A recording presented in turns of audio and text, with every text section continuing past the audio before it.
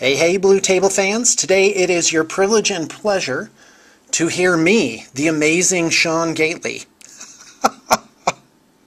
Awesome. Talk to you about Lizardmen.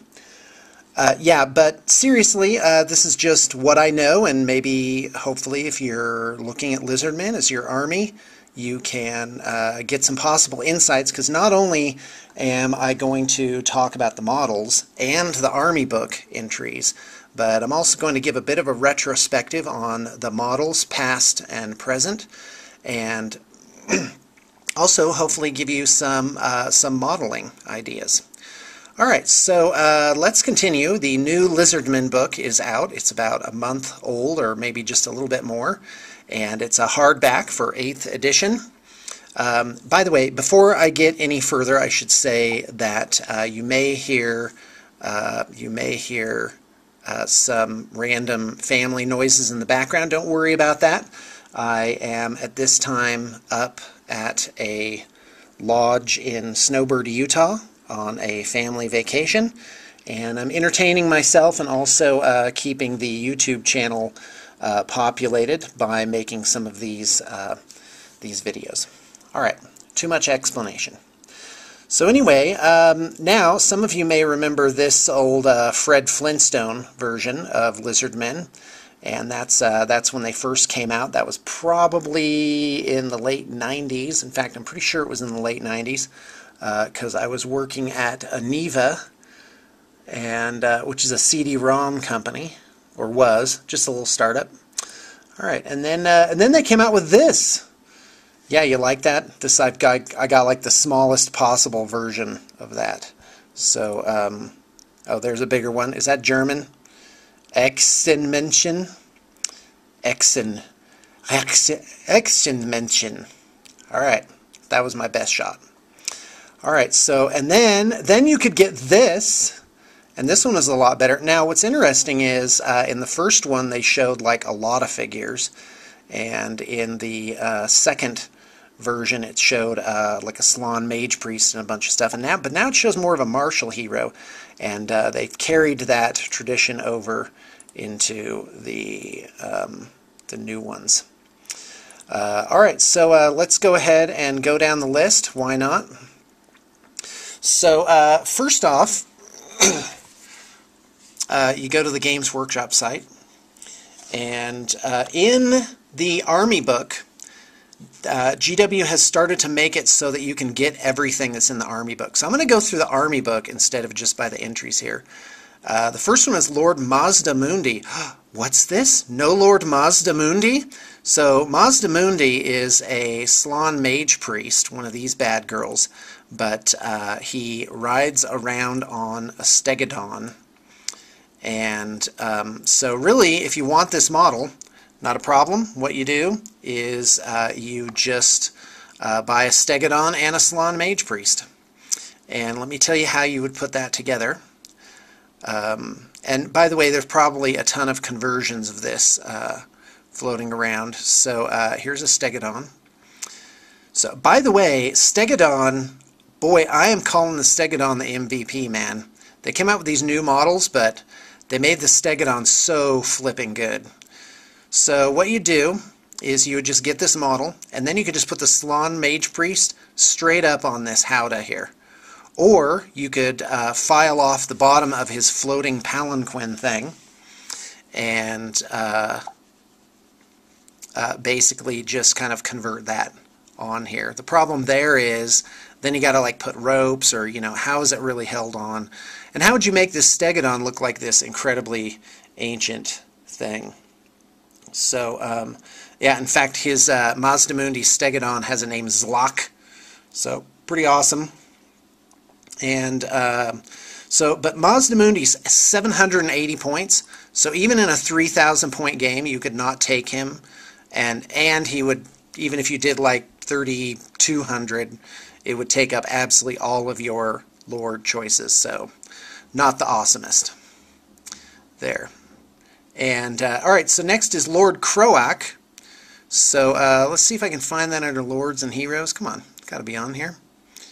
Okay, I'm going to do a control find. K-R-O-A-K. Oh no, there he is. Look at that. So this is actually a model that you could take. Now, what I would do, if it was, because supposedly this guy is like this mummified remains of a Slann Mage-Priest, and they made a specialty model for it, which, guy, that's pretty cool. Quite frankly, I would just take plastic pieces, and instead of making it him, I would make it into this kind of floating shrine thing, tended to by like maybe a skink priest type creature, and call it the earthquake machine or something, because that's all Lord Kroak does at 400 points. He can do one spell, the Deliverance of Itza. It's like an earthquake spell, but it's awesome. So Lord Kroak, you might actually not overlook him just in a regular army. I mean, you might want to take this guy just to try him out, because here's what he does. First off, he gets a 3-up ward save. Blam! Secondly, his wizard level can never go less than 1. Blam! And if he rolls a miscast, if he rolls Irresistible Force, he ignores it on a 2+, but instead suffers a Strength 6 hit and D6 dice lost from the power pool.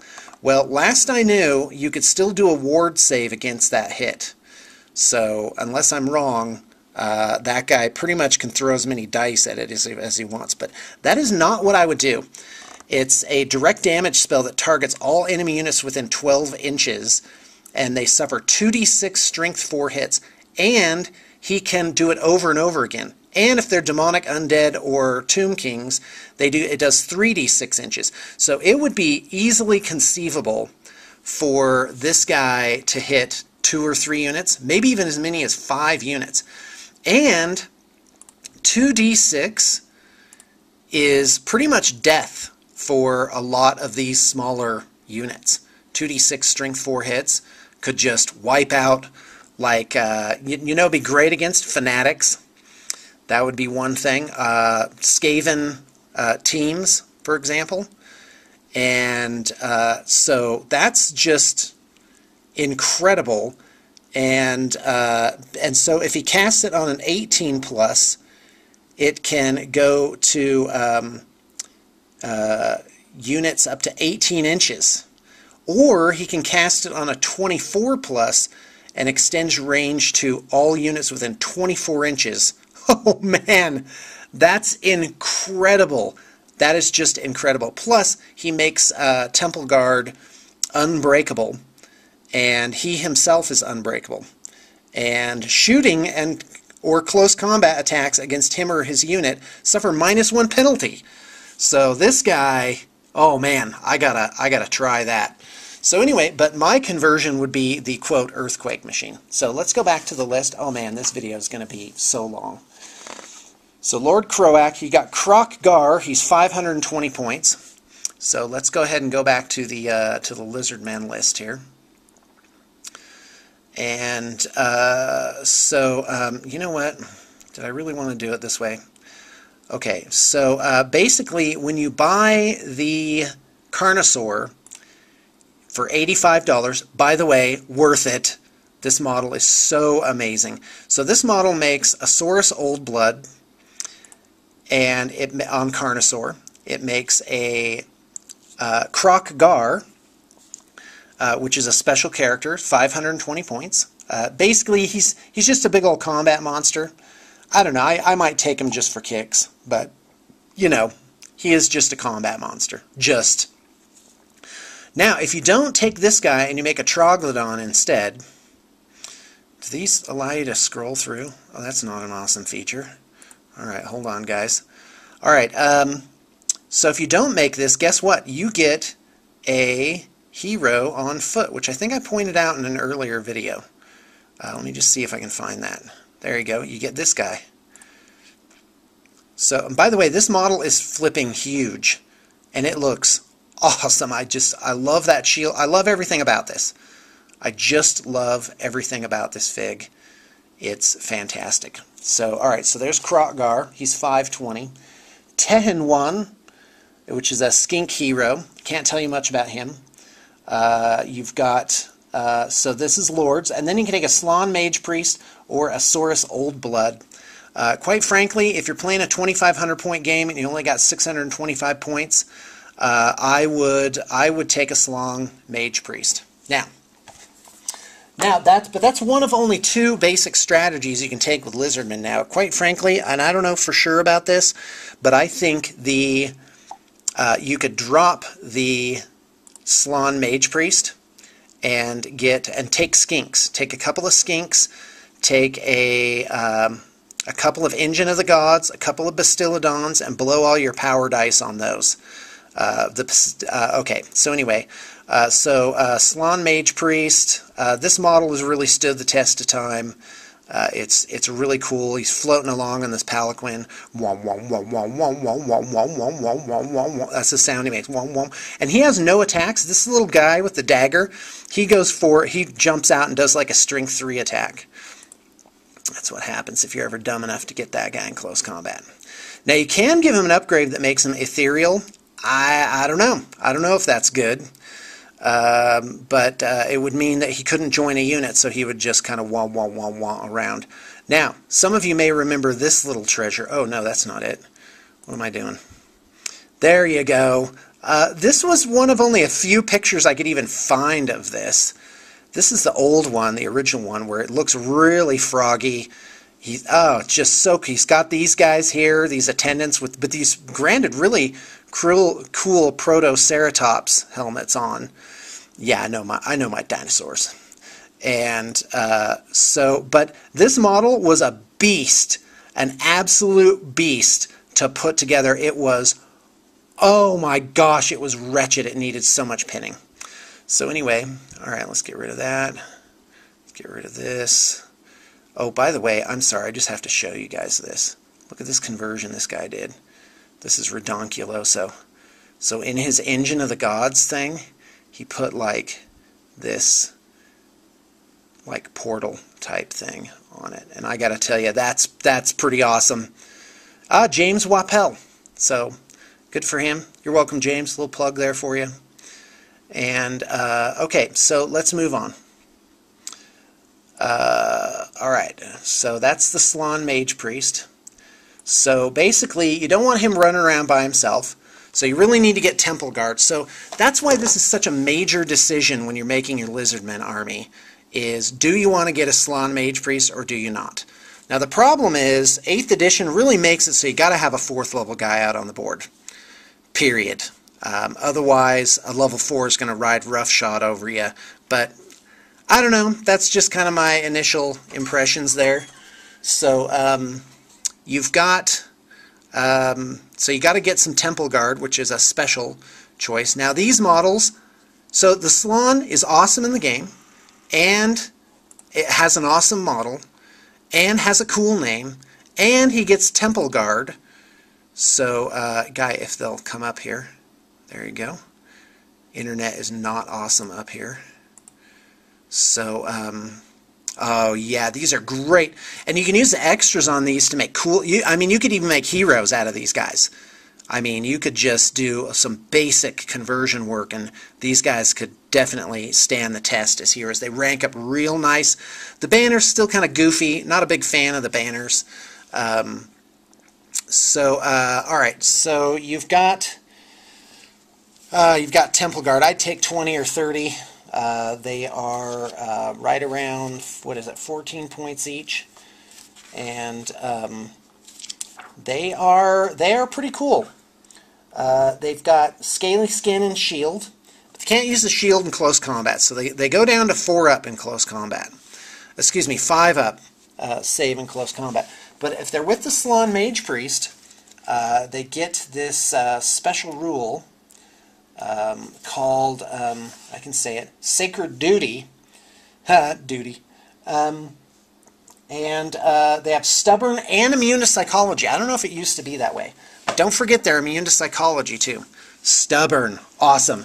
So Stubborn on 3d6 with the Mage 3d6 for Cold-Blooded, so you roll 3 dice and take the lowest 2, which basically gives the Mage-Priest the only higher than 10 leadership in the game.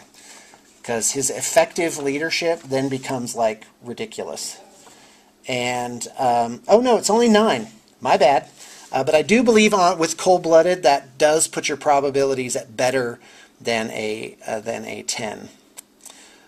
So I'm not going to talk about all the Mage-Priest powers. So in heroes, you know what? Let's just look at models now. Okay, because yeah, I can't have this be like an hour long. Wouldn't that be great though? Who would like this to be an hour long? So anyway, okay, Carnosaur Troglodon, Stegodon. That's up in Lords and Heroes because the Skink Priest can go on it.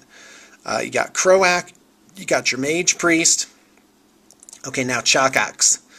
Now I would take this guy just to have a hero, and because this model is abso-flipping-lutely fantastic.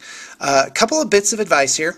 You don't necessarily want to put these back banner things on because even though they look cool, they could break off. So you got to take some care with that. Second, you could make this guy into a decent standard bearer. Why not? Could be fun.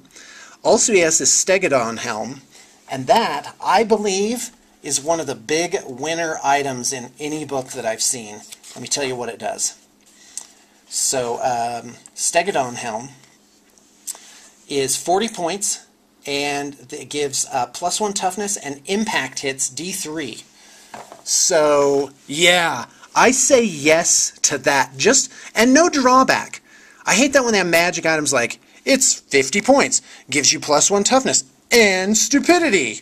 No, don't make them do bad things too. Alright, so anyway, so get a Chakax, is what I say. That's how you're supposed to say it. Alright, so Kroak, this is a new model that they made. It didn't used to have a model. So Kroak is a special character, and it also has this model, which I love. It's fine cast. And, well, which is interesting, because in the book, the picture of him has his weapon upraised and the shield down, but in this, it's like he's gonna take you to task with that shield. So yeah, look at him. He's all scarred up. He's got scars on his tail, his arms, his head here. All awesome. So, yeah, that's a cool fig. I got it. You know, I might switch out the head, though. I don't know. All right, Teto Echo. I've got some mixed feelings about this guy. They made a new fig for him, but he's only level 2. He costs a lot, and I'm just, quite frankly, not seeing it. It's just one of those things where I don't know if they got it right. They're getting better. So, by the way, as far as I can tell, other than Mazdamundi, every single model in this book can be purchased directly from Games Workshop without conversion. So, here's this guy, and he's he's on a Slann thing, but he is a Skink Priest.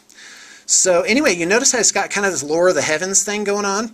If you are making a Lizardmen army, get an Empire friend of yours to give you some Lore of the Heavens doodads from the Empire Wizard kit. I put one of those on my Skink Priest, and just to make him a little bit different. So for when I'm running the Skink list and using my power dice on that and not the Slann Mage-Priest. A Slann Mage-Priest will suck up all your 7, 8 power dice every turn. Just all there is to it. You really don't need anything else besides him. Some people bring a backup wizard. Not a bad idea. Go ahead. Why not? Skink Priest is only 65 points for level 1, so there you go. So down here, you've got 10 in 1, not an awesome model. Got a Skink Priest. This is new, by the way. I gotta get me one of these. This is awesome. But I already converted 2 of them, so I don't know what to tell you. Now, yeah, that's just too cool. And they do rein in your Saurus and take care of the whole predatory fighter always have to pursue thing. Now, why are Ripperdactyl riders in Lords? It's because this kit makes tic-tac-toe as well. So he's got like a cool helmet and everything. Saurus Old Blood, this model's not bad, but it's a little dated. I didn't include it in mine. But, you know, if you're going to do it thoroughly, then yeah, put this guy in there. And, alright, here we go. So, Gora, where are we? Skink Priest, Old Blood. Oh, I'm not even going to talk about the cold ones. or Old Blood with hand weapon and shield. This model is incredibly old. Quite frankly, you could convert something better out of Saurus Guard. Skink Priest with Sacrificial Blade. This model is incredibly old, but it's not bad. Skink Priest with Feathered Cloak. This is my fave, and because they can take beasts or heavens, and so this guy would make an awesome heavens wizard, or maybe a beast wizard too. He's got like feathers and stuff on him. So it's not bad. Not a bad fig. I used to use skinks as kobolds in my D&D game. Okay, Old Blood with... Do we see that guy already? Yeah, we sure did. Oxyotl, that's a special character. This guy, you really don't need these chieftains. With toughness 2 and virtually no armor, oh my gosh, please, please don't take giant blocks of skinks. They are so dumb. I don't know. Maybe I'm wrong. Maybe a better man than I will explain it to me. I'm ready. Okay, here we go. Here's the must. You got to have this. By the way, a Mage Priest can be General and Standard Bearer, and it's not a bad place to put that because of the Temple Guard and whatnot, but I do take this guy, and I would just get this guy because of the cool banner and just make him a banner bearer in a unit, because this is awesome. This is great. Yeah, might want to lop that head off, though, and put a cool Temple Guard head on him. That's what you got to do. By the way, all these ideas and expertise and conversions and bits and everything, you get that when you commission blue table painting. If you put on a conversions budget, that's only for the actual effort of doing it. We don't charge you for the bits. All right, so core units, you only got 2. You got a Skink Regiment, which I will not even show you. It's still one of the only box sets where you get 16 or 24 guys. You get 24 in this one for 35 bucks. Saurus Warriors, still holding steady, 16 guys for 35, not bad. Now, special units. Yep, they're special. So, $60 for a Lizardmen Bastiladon. Where are the Bastiladones? That's what I have to say about that. Heroes, Skink, Temple Guard. Yeah, here we go. Now, the Bastiladon. First off, this is on a chariot base. I would do no conversions to this model. Whoops. Okay, but you know what? Since I clicked on that, let's do this. This is from the bluetablepainting.blogspot.com. And by the way, this is an old blog, and you might go poke around on it. I mean, way back in the day, this goes, look at the number of posts here. 421 in 2008. Capping out at 590 in 2009. I mean, I was doing like 10 posts a week. It was awesome.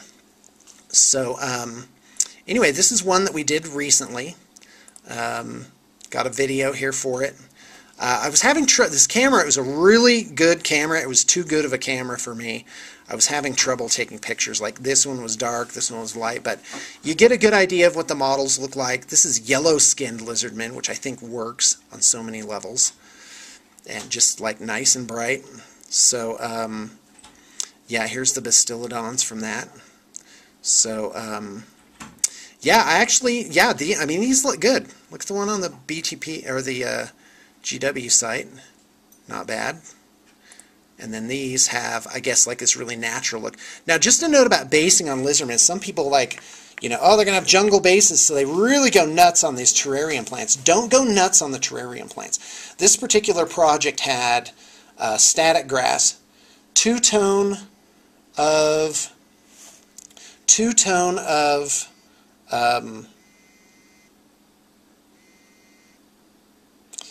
sorry, folks. I just had a slight interruption. If you would just hold for just a minute. It's hard for me to pause these because of the way I have to interlace the sound with a different camera. So, alright, so anyway, this has static grass, 2 types of rocks, 2 different shades of clump foliage, and 2 or 3 different types of this, whatever it is, this other stuff. So anyway, excuse me, of the terrarium plants. Alright, so let's go back. Oh, by the way, here, let's do a blast from the past. I painted these Lizardmen in like 2003 using my old glazing method, and they're not bad. I converted these old Stegodons to be double-deckers Let's see if we can even find a picture of those. You know, this almost isn't even worth, you know, looking at, because it's just old work of mine, but it is just a little bit of nostalgia. And let's see here. Let's keep going. See, isn't this great? You could just put this on, and it would just help you go to sleep. You'd be like, you know what? I'll say nice things to you. Yep. Life is going to be good for you. Life is good for you. Here you go. There's the double-decker. Oh, and all glazed like a beast. And yeah, you see 2 levels on that. Makes me happy. All right, anyway, I will not waste your time with that anymore. So, all right.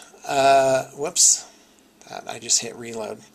All right, so there's so this is like display quality, by the way, and that other one was just I do believe it's level 3, possibly client getting a boost to a 4 on that. And all right, so let's keep going. So Bastiladon. Oh, I'm sorry. You know what? Let's not keep going.